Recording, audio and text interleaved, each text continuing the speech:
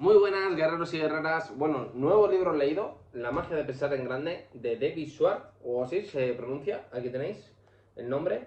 Y este mismo mapa mental, que he hecho de las ideas principales que he podido sacar del libro. Y daros de referencia más o menos que mi nota que le doy a este libro es un 7/10. Si pongo como referencia el libro de Poder sin Límites, por ejemplo, de Tony Robbins, o el de Poder frente a la fuerza de David Hawkins. Pues para mí, este libro, un 7/10, es un libro que deberíais de tener en la estantería, porque la verdad es que te quita un poco o te da forma a cómo deberías de pensar si lo que quieres es tener algo de éxito en la vida. ¿Vale?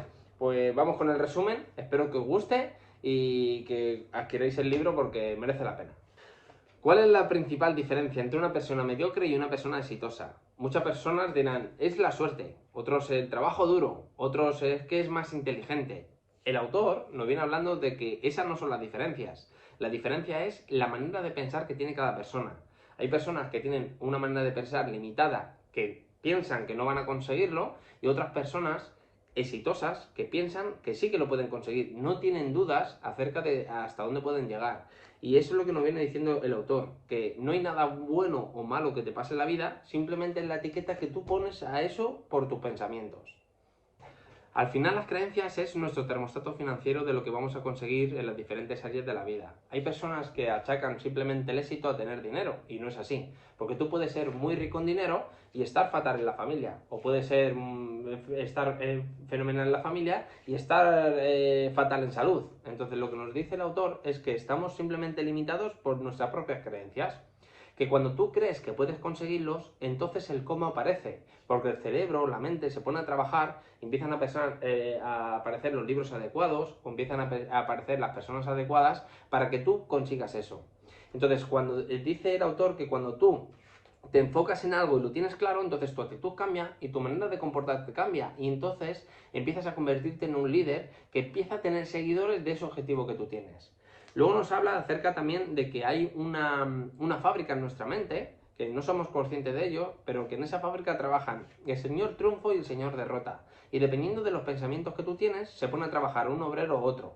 El problema es que si tú le das muchos pensamientos de derrota al señor derrota, este empieza a trabajar y entonces te llena la mente de derrota, de pensamientos de escasez, de que yo no puedo, de que yo no valgo. Busca una excusa para que te quedes donde estás y no vayas a por más, ni consigas algo más en tu vida. Y luego está, por otro lado, el señor triunfo, que lo que te dice es que si tú pones a trabajar a este, llega un momento en que puedes llegar a conseguir el éxito en cualquier área de tu vida.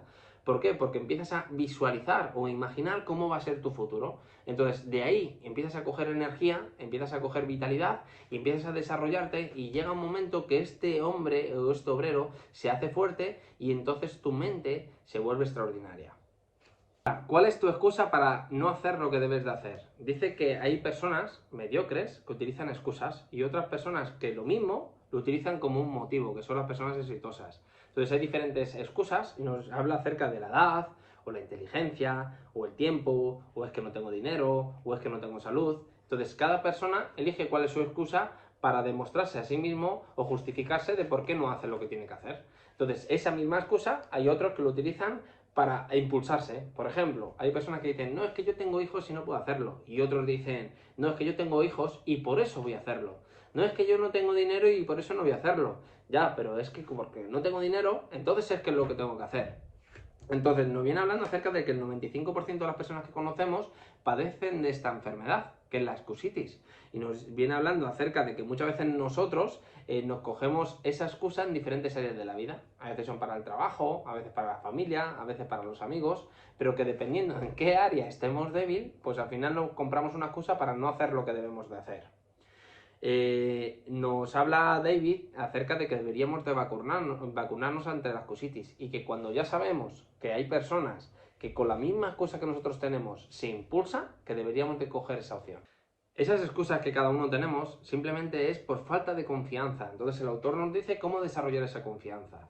Nosotros tenemos un sistema de almacenaje en nuestro cerebro, que es el subconsciente, que lo que ocurre es que lo utiliza como un depósito. Entonces, cada vez que pienso de manera negativa, se va acumulando esos pensamientos. Si al final del día he tenido 1000 pensamientos y 800 han sido negativos y de derrota, lo que ocurre es que mi depósito está lleno de esos pensamientos. Entonces, cada vez que vaya a hacer algo nuevo, voy a decir que yo no valgo, o que yo no puedo, o que yo no sé, o que yo no tengo dinero, o que no tengo tiempo, simplemente porque he almacenado en mi mente muchos pensamientos acerca de derrota o de fracaso.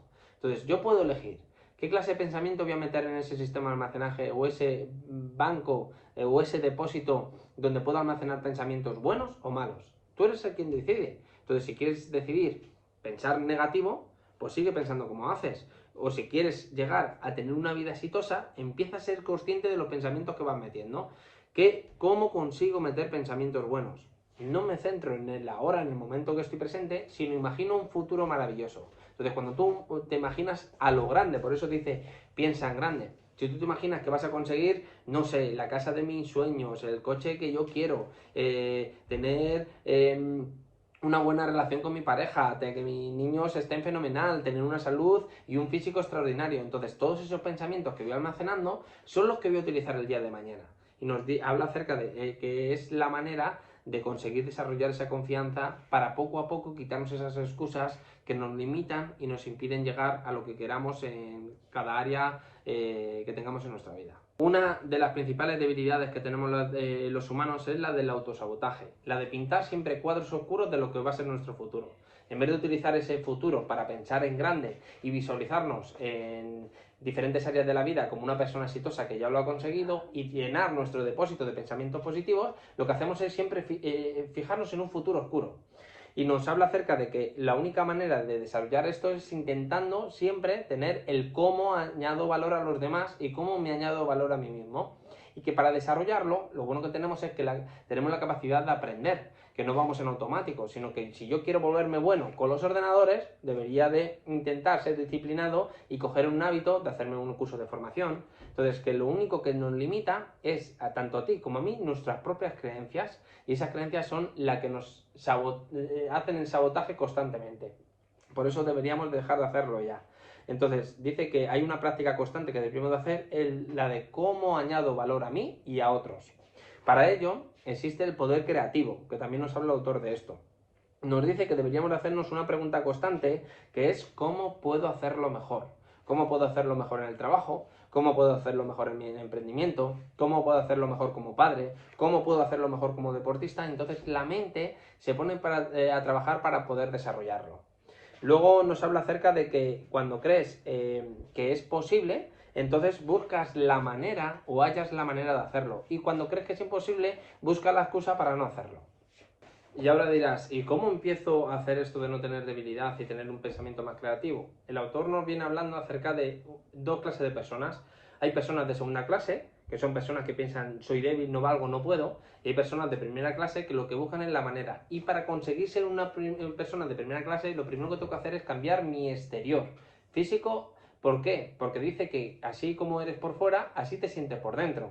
Lo que nos dice es que la apariencia física habla al exterior acerca de cómo somos, pero también me habla a mí mismo.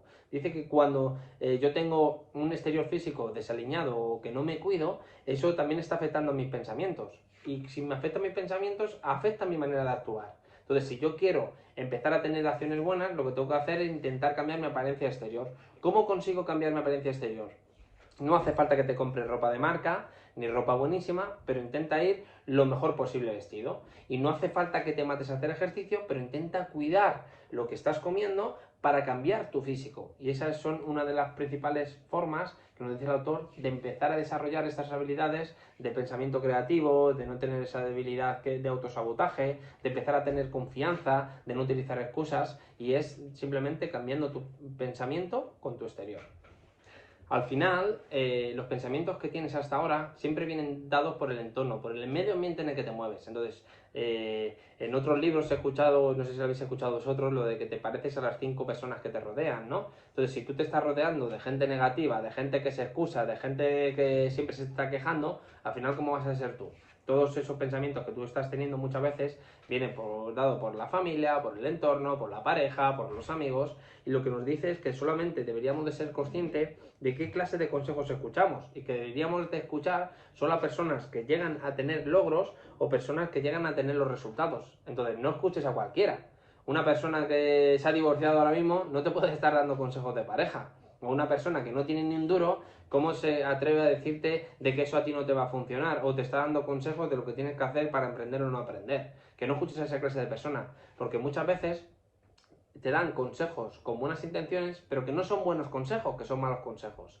Entonces deberías ser constantemente consciente de qué clase de persona estás escuchando para no hacer lo que tienes que hacer. Por ejemplo, muchas veces una persona quiere ponerse a dieta y resulta que el marido le dice lo que tienes que hacer es comer saludable, y el marido sigue igual de gordo. Pues no le escuches, haz lo que te dé la gana. Utiliza personas que ya hayan conseguido esos resultados que tú quieres tener, por ponernos un ejemplo. Ahora, una vez que estoy haciendo todos estos pasos de cambiar la debilidad emocional que tengo, de ser más creativo, de cambiar mi pensamiento, de cambiar el entorno, ahora lo que nos dice el autor, que lo más importante es la actitud que tienes.